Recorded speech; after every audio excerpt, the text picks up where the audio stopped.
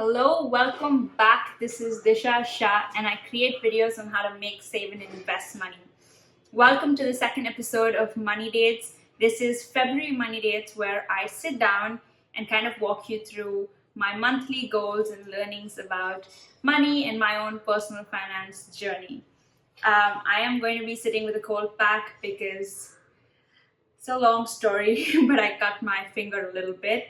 And I don't want to lose the daylight, so I'm going to sit down and film anyway. Okay, let's start. First things first, as I sat down for my January money day to kind of see where most of my money is, one of my mentors rightly pointed out that most of my money was in equity, which is the stock market, which is higher risk compared to other forms of investment. And in the beginning, it was all right for the first 2 years that I was investing because they're really small amounts. But now that it's been 2 years, the amounts have kind of added up and it's become a significantly bigger amount. So she suggested that I diversify and start investing a little bit more in debt instruments, which is comparatively lesser riskier than equity investments. Now for this, she suggested I start a PPF account, which is a public provident fund account. Now this is an account that the government provides. It is also called as a retirement account. It has a lock-in period of 15 years, which means once you put your money inside, for 15 years, you are not allowed to take out your money unless there's an exception. And the interest averages between 7 to 10% depending on that year. And you can invest anywhere from 500 rupees a year to 1,50,000. So that's the maximum limit, and the minimum limit is 500.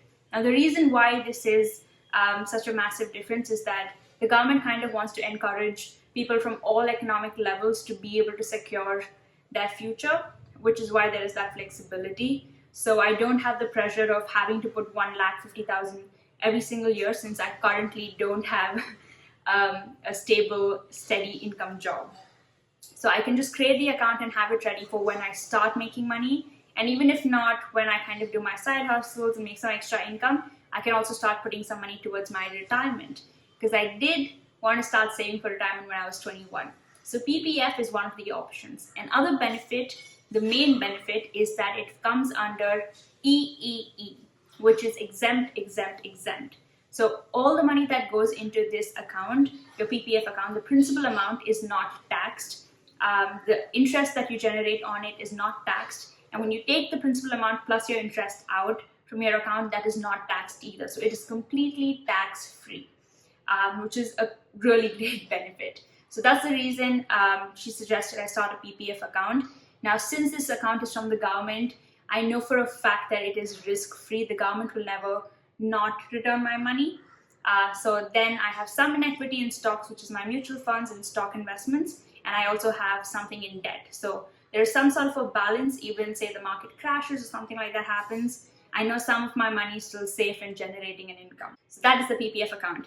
Now, I was supposed to do this in January, and despite talking so much about money and constantly encouraging others to do it, I got 2 forms with full motivation, thinking I will fill mine up and submit to the bank, and then I will have one as an example to show you. But I have both because I still haven't done it. So this month, I will go fill up this form. It's called the Form A. So you can get a PPF account from any bank. Just go to your bank nearest branch and tell them you want to start a PPF account, and they will give you a form like this. If you are a major, you just have to take your Aadhaar card and your PAN card Xerox copy, fill up this form, and your account is started. And then you can either pay in 12 different installments, or you can pay a lump sum amount depending on you. So my goal for February is to start a PPF account. Now, I don't have any particular goal for the PPF. I'm planning to play it by the year. So I would like to invest maybe 10,000 through this year. But the idea is to just set it up and keep it ready. So when I do get a job, or when I do start getting more income, I can just put it through, and that time I don't have to sit and open the account. And the more I let it sit, the more it compounds, and we know compound is magical.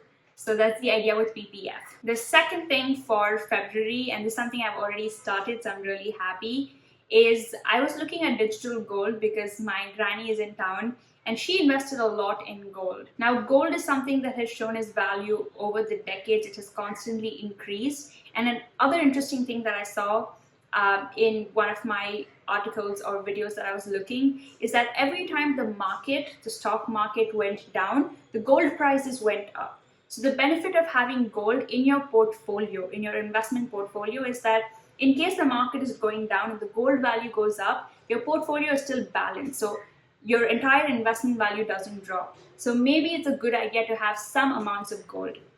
So no pressure. I was thinking to get digital gold, not the physical form. Now, digital gold works just as any other stock works. You can buy it and sell it anytime. It's called Gold Exchange Traded Fund, ETF. So I'm trying to get gold ETF, and my aim for gold is to invest just 500 every month, nothing more. I just want to start accumulating small amounts of gold.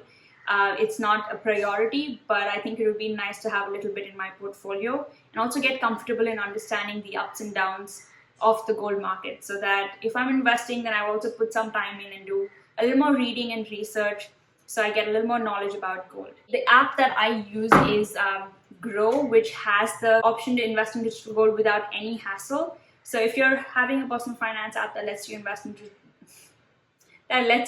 digital gold, then I would recommend that you kind of start accumulating small amounts there too. There are various benefits, I think, of having digital gold over physical gold, especially if you're not planning to gift it away or convert it into jewelry.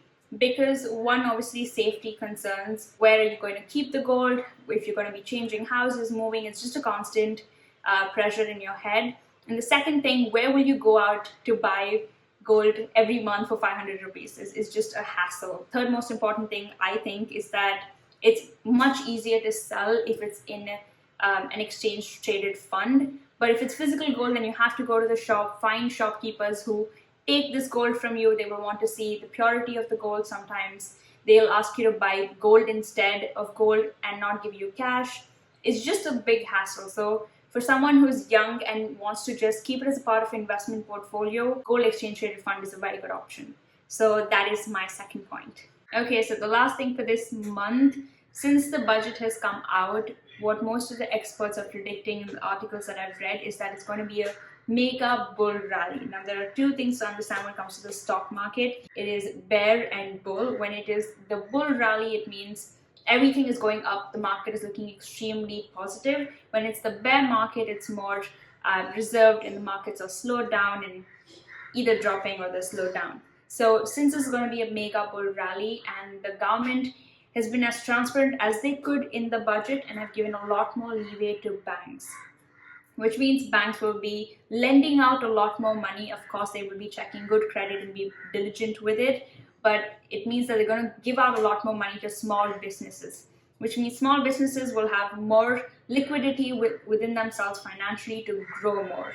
So what the experts are suggesting is that for the next 1 year or so, start adding some mid caps also into your portfolio, not just blue chips, because for the last 4 to 5 years, the Indian markets have been a bit depressed, which means they haven't grown significantly, quite stagnant per se. So what I am doing, and this is something that my mentor told me, which is really cool, is that he always asks me to say, if I'm creating a hypothesis of something, a sort of theory about whether a stock will do well or not, I play a small game with myself. So I write down the stock that I would buy without investing money in it. And this is a great tip for all beginners who are looking to invest. So I will write down the name of the stock and at the price that I would have bought it at. And then I will give myself a month, 2 months, 3 months, depending on what my theory is, and see if my theory has come true or not. If it's come true, then I will see what other things went into it that made my prediction right, and what are the things that didn't work out in case it is not well. Now, I don't want to be too experimental also when it comes to mid cap, so I'm going to look at the top 10 to 20 companies that Nifty suggests in its mid cap and just do a little more research about it and see what their future plans is, what their current management looks like, and see which ones I would pick, and see for the next 3 to 6 months if they're performing well or if there's some sort of a change. And just give it some time. So this is a nice game you can play if you're a beginner and you're really scared to start investing. Just pick a couple of stocks, write in your book, and you can invest without money, basically. So that's what I'm going to do for mid-cap companies. that's all for this money date. I'm continuing with my mutual fund SIPs.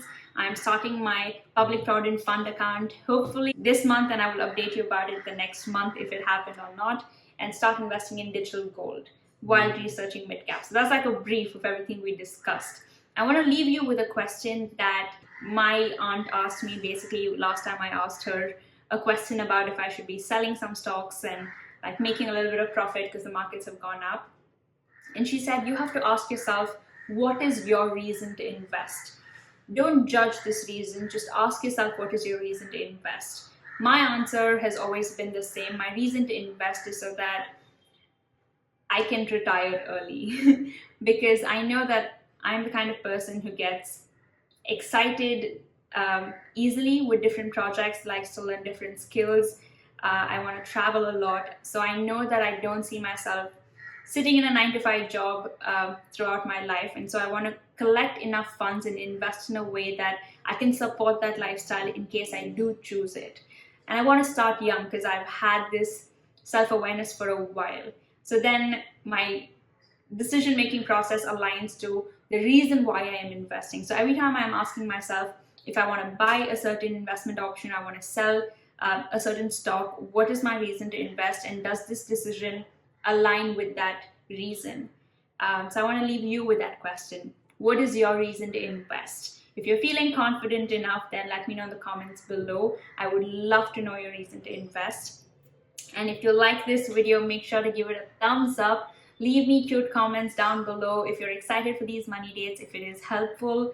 I kept this one more personal instead of educational, just so you get an understanding of how I am learning bit by bit about money as I am making these videos. And make sure to subscribe to my channel for more videos like this. And I will see you in my next video.